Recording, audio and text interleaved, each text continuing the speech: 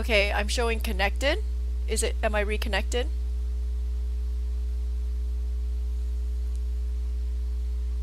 Okay. Okay, I think that reconnection is happening. Just give it a second. Apparently we lost connection. Welcome to the internet and technology. It doesn't always happen perfectly.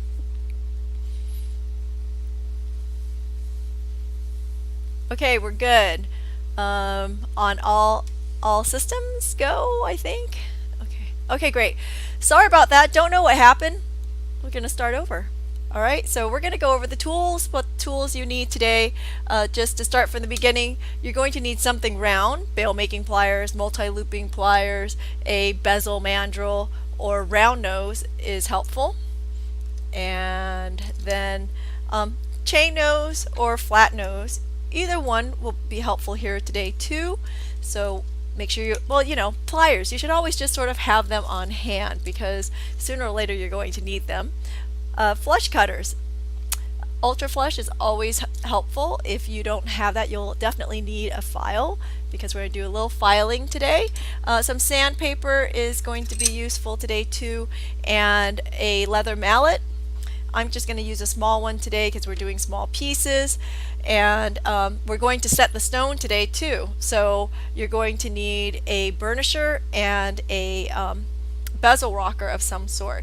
I like this one in particular. I think you can see that it has a really nice round mushroom head instead of this other one. Actually, I'll show you. Some of you have this one. There is a difference in these, believe it or not, and really I think the difference in price is $1. These are like $5 tools. So if you're using this one and you're struggling, go ahead and just buy the other one. This is actually on our website too.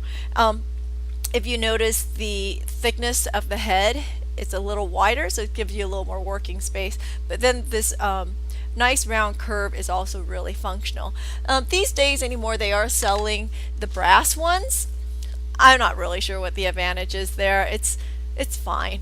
So it's just more expensive. But anyway, so that said, so you'll need those tools.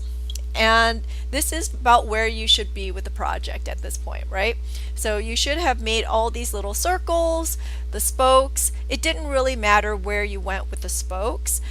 You should have attached the bezel to the bar on the bottom. And today what we're working on is we're going to work on putting a bail on top. I have a copper sample in my hand, but I'm going to make it out of silver because I can. Your embellishments are probably, the gold embellishments have probably all turned pink from the copper oxide, but that's easy. We're going to clean that up today too and do a little bit of polishing on the project. So without much further ado, let's jump in. Okay, so it only just occurred to me like 2 minutes ago, I made a critical mistake. I didn't send out your instructions because usually we don't send out instructions until after the session, but it would have been much more helpful if I did it before.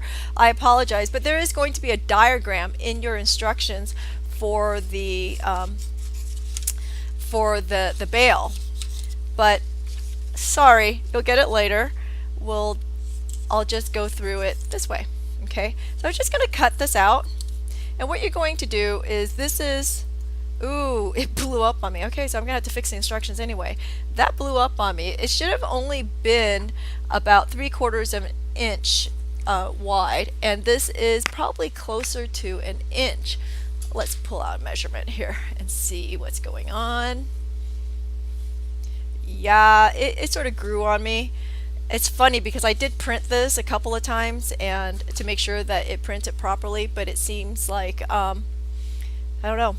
Sorry about that technology. So it really should be more of a 3/4 inch size, a little bit smaller. Okay, and the sides are about 3/8 of an inch, and here, yep, they're measuring over 1/2 an inch. So it really should be about 3/8 for the side, but we're making a diamond shape. So I'm just going to use that as a pattern and use my